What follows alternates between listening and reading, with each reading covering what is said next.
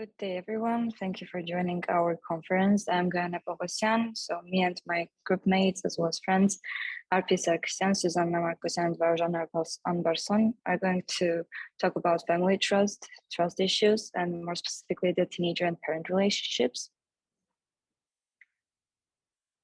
This is our table of contents: introduction, trust issues and consequences, critical factors, solutions, as well as recommendations by us, how to solve some of the trust issues that you have in your families, and how to somehow to get on good terms with your parents. This is a warning disclaimer. This is a very sensitive topic, and so we recommend not taking any of the information close to heart. Everything we'll discuss is finding correlations between a few scientific sources. Nothing is proven nor facts. These are mere numbers that might hint at occurring problems. So we all know about that infamous rebellious phase that all teens go through in some shape or form during the transitional years. These are the years in which children start to develop their sense of ideals and as well as ideas, which is basically the age from 12 to 16. While many may argue that the reason behind the fainted occurrence is the rebellious phase and the urge to somehow prove something to the elder generation, it actually has a biological explanation. David 𝐜𝐴𝐚𝐫𝐞𝐧, an American child psychologist, explains in his book, All Grown Up and No Place to Go, that during teenagers, the prefrontal cortex of the human brain starts to develop, which results in children gaining the ability to synthesize information into ideas, and their rebellion is a test of their own newly found powers. It may seem that they argue for the sake of arguing, but really they are practicing their new abilities. However, what does this have to do with trust? Research was done to see how children interpret trust at certain ages. As we can see in the slide, the meaning of trust changes as children grow up. At the ages from 3 to 5, trust is viewed as cooperation, while at stages from 7 to 9, it was mostly viewed as keeping secrets. As we can see, for teenagers, the percentage rises even further, up to 46%, which is like a gut feeling for communication. 28% is the honesty issues, and some of them are sharing the information and feelings with an object of trust, and reliable information with an object of trust. Thank you. Now my groupmate will continue. Before we dive into trust issues and consequences, it is important to get a grasp of the types of parenting styles. Not all families are the same, which means each family might have different problems. Families can be divided into different parenting styles. Diana Baumrind, a clinical and developmental psychologist, coined the following 4 parenting styles. It was first coined in 1960s, and from then on, it was widely accepted. So the 4 parenting styles are authoritative, permissive, authoritarian, and neglectful. Authoritarian parenting style means that the parent solves problems together with the child. They set clear rules and expectations. They usually have open communication and natural consequences. Permissive means that it is more child-driven. Parents rarely enforce rules and usually overindulges the child to avoid conflict. Authoritarian means that it is more parent-driven, which means that parents set strict rules and punishments. It is usually one-way communication with little consideration for the child's social, emotional, and behavioral needs. Neglectful, unfortunately, means that the parent is uninvolved or absent. Parents provide little nutrients or guidance, and they are indifferent to a child's social and emotional needs.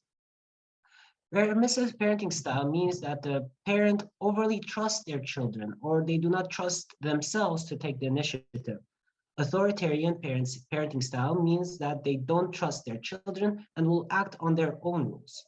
Neglectful means that the child has no one to trust, and as the parents are absent. When looking through multiple studies and researches on this matter, we have found that there are few trust issues that might arise under extreme cases: depression, anxiety, self-worth and self-esteem, social distrust, and in some cases, suicidal ideation. Consequences of these trust issues may include risky behaviors such as risky driving, substance abuse and unprotected sex, social inactivity, and suicide. I will be describing how any of these are connected with trust, but before that, I want to restate that these are just correlations we found over few sources. Nothing is factualized. Even so, they cover a small percentage, hinting that there is some sort of connection between the parental trust and what I just mentioned. On to the critical factors. As Gayane mentioned, 𝐜𝐴LKIND talks about how teenagers receive these new abilities, one of which is the ability to think analytically. And one major problem that might arise is parental lies. In fact, 84% of American parents lie to their children on a regular basis. These are not ill-meaned lies. In fact, they are mostly white lies, when parents lie in order to protect, or just fun fairy tales like Santa Claus. But these lies do affect how much a teenager can trust their parents. How can you trust your parent if they keep lying to you all the time?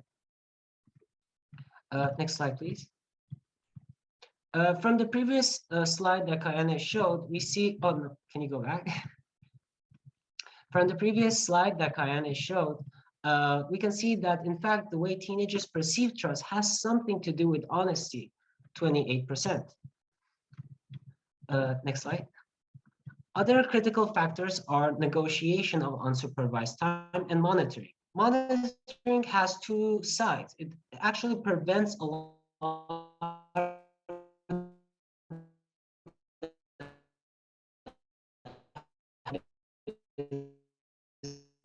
the issue. How negotiation of unsupervised time means that a parent is not giving them the freedom they deserve, which is the same problem within monitoring. And to combat that, teenagers would try to negotiate when to come back home. Rearing behaviors, divorce, neglection, and expectation are among other critical factors. Next slide, please.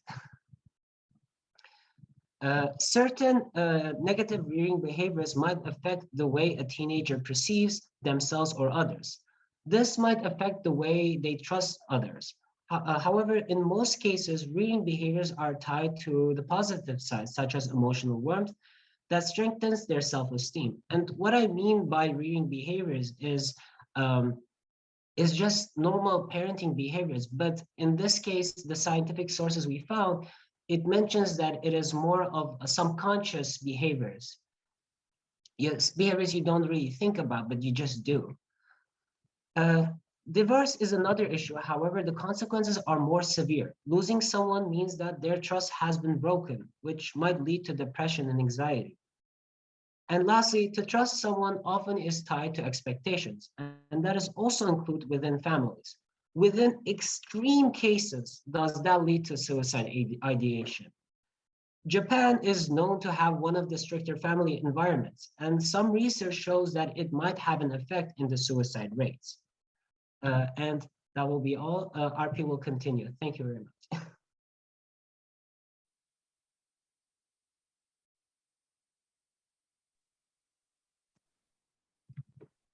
Sorry. So before reaching out to the solutions or recommendations of such trust issues in families, it is important to identify the core of this disorder within trust relationships. Such a disorder can start from a very small conflict to the biggest end family war by ending up toxic conversations, hatred, family distortion, and etc. So according to Brené Brown, a researcher at the University of Houston who studies trust, shame, and vulnerability, there are several components to a trusting relationship.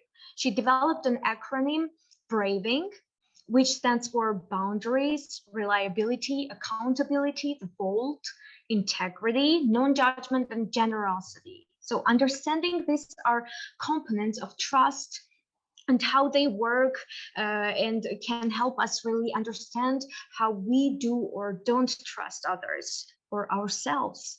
She says she uses this acronym because when we trust, we are braving connection with someone. And so the analysis that we have in here. Through this model, we diagnose some decisive factors that play a role in trust issues between parent-child relationships, and factors where communication issues such as dishonesty and rejection, overprotection, in the form of monitoring, parental absence, and high expectation. Research has shown that a moderate amount of monitoring has positive effects on the same problem, decreasing the amount of risky behavior. The idea behind is to set a boundary in which both parties can respect and uphold them. Parental absence is by far the most difficult to fix, as it's not as easy as bringing people together. So there is a need to increase care and warmth in even simple, ordinary communications, and showing effort that you both actually care to know and be part of each other's life is what will fully cure the wounds. It's not a problem that the possibility of conflict is raised in the family, but what matters is the way how թե ինչպես ընտանիքի յուրաքանչյուր անդամ այս թույլ տալիս, որ այս բախումը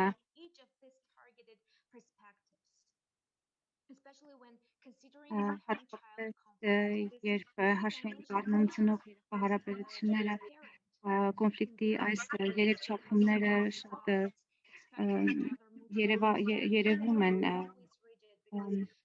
բայց ոչ միշտ են կարծր, մենք մոռանում ենք այն կարևոր կրիտիկական գործոնը, որը սերն է։ Այո, իսկապես Աստվածաշունչ, որը հայտնի է որպես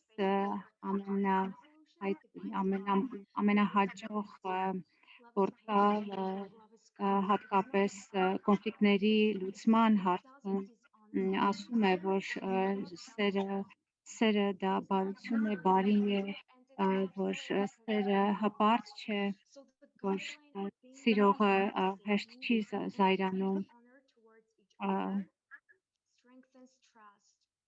որ հարկավոր է միմյանց հանդեպ հարկանք տածել, ուժեղացնել փոխադարձ վստահությունը, այլ կերպ ասած մենք ներել միմյանց, երբ կողմերից ոչ մեկը կարող, այստեղ մենք կարող ենք տեսնել, որ ներելը մի միջոց է, մի ձև է հարաբերությունները բարելավելու, ուժելու, ինչպես Մարկոպինն է նկարագրում,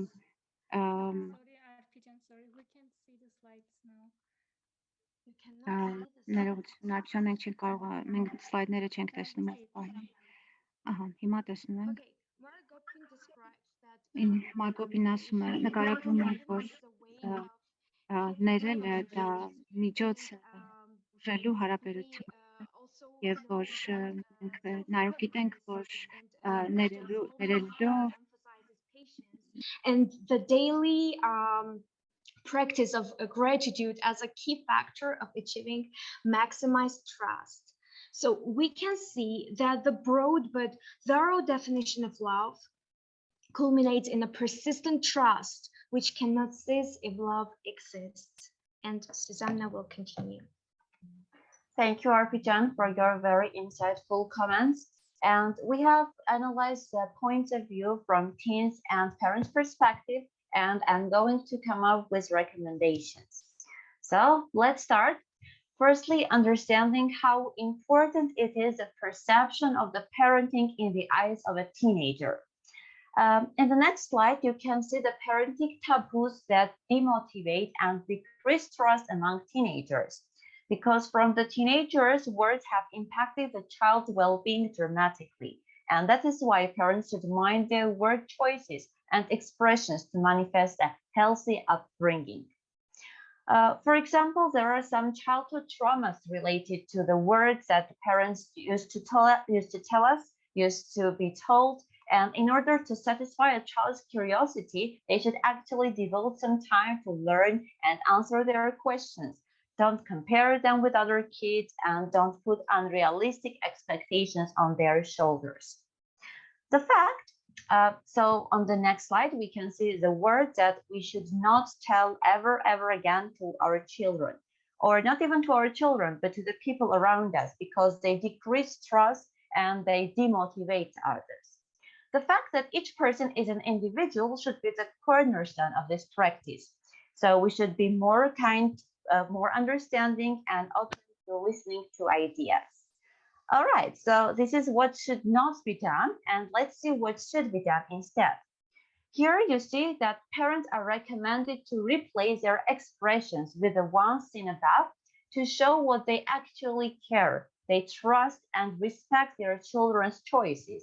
They are emotionally available for their children, and they have empathy. So in the next slide, you can see the recommended words to be used instead. To be proud of others, the small actions, and to feel that they are actually there listening to their child's needs and wants. So let's see what small actions can lead to greater habits, because there can be some things done consistently to achieve the desired relationships. First of all, let's understand what can be done. The most important key point in the next slide, we can see that it is our communication. So sharing more ideas with parents and trying to listen them using active listening skills will decrease the gap between their generations and also make them go through the awkwardness stage. They will have no barrier and they will feel comfortable talking to each other. They should praise them, spend their quality time with them, not on their smartphones, but actually being present and being there for them. And that is how the cornerstone of the trust and communication is put in a relationship within family, children, and parents. Here we have come up with 4 ideas, the 4 main parts, main factors that can be done every day, because habits lead to future outcomes. And these are the things that our team found the most important ones.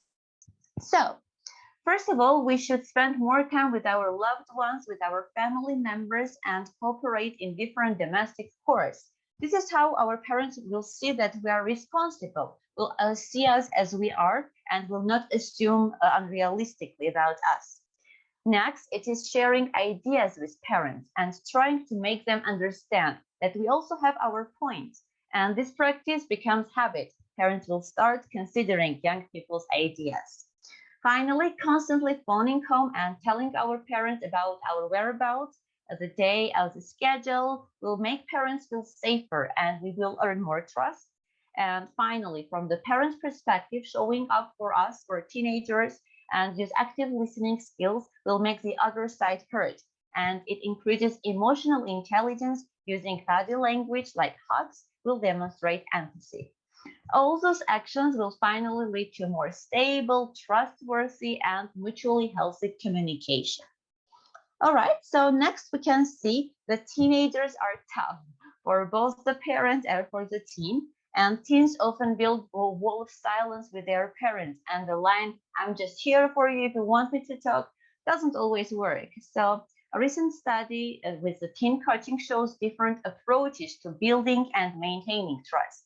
Here is the framework of TRUST. First, transparency. Parents can build trust by maintaining a consistent temperament in parenting, so our team can trust what the conversation will be like. Next one is relationship. Putting our relationship with our child before our to-do list is important for fostering relationship at any age. And for older kids, parents often focus on asking about the homework and about the university rather than simply asking how are they doing. Next is understanding, and it's important to see life from the teen's perspective, because many parents think they do it well because they were teens once, they understand how it's done, but it's not true because they have different ages and different worlds they grew in.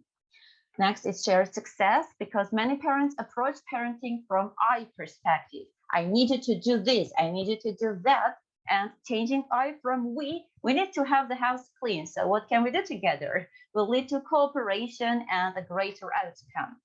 And the final one is testing assumptions and expectations. Finally, the expectations some parents have for their kids can seem unrealistic. There is peer pressure for both the teens and the parents that can result in expectations for teens to do everything and to do it very well. They're afraid of failure and they are afraid that their parents won't be there for them. And this is something that they should really think on. And being responsive and not reactive will build better bonds and result in trust. And finally, our team's last message to all of you is this short TED talk to remember that there is always a room to improve trust, and not only within family, to each other, and create trust in all of our relationships.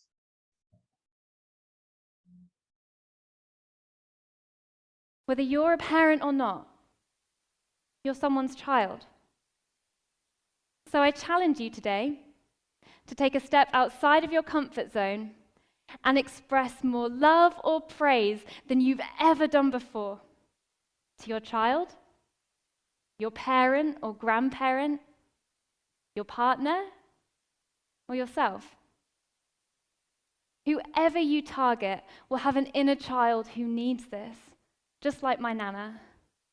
And it's never too late to start leading a more fulfilling family life. Thank you very much, and thanks for trusting us. Feel free to ask any questions. Our team is ready. Thank you very much. That was indeed very interesting, all the research findings that you shared with us, all the information and the recommendation. It was very interesting.